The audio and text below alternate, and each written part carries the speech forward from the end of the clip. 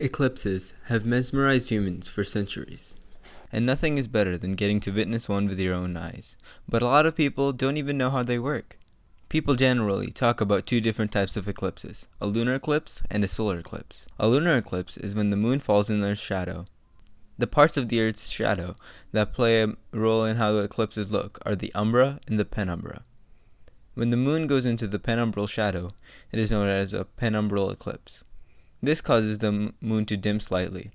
The dimming is hard to notice until the moon goes into the umbra. The umbra eats up the moon little by little until it is fully enveloped in the shadow.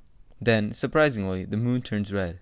This color is due to Earth's atmosphere. Since blue light has a shorter wavelength, it gets scattered more within Earth's atmosphere. On the other hand, red light has a longer wavelength, so it isn't scattered as much. This phenomenon is known as Rayleigh scattering.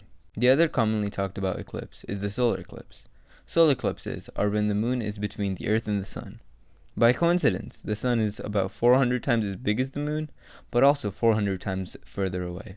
This means that the sun and the moon have almost the same apparent size in the sky. Unlike the lunar eclipse, there are three parts of the shadow which play a role in how the eclipse looks: the penumbra, the umbra, and the antumbra.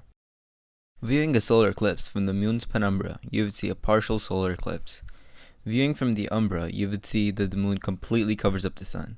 Then going further back until in the antumbra, you would see what is known as an annular eclipse. Between these two regions, there is a spot in which the moon and the sun appear the same size. If you view from that spot, you would see what is known as a total solar eclipse. The type of eclipse depends on the part of the moon's shadow that lands on Earth. While lunar eclipses can be viewed from anywhere it is night, solar eclipses are only available to a small region on Earth.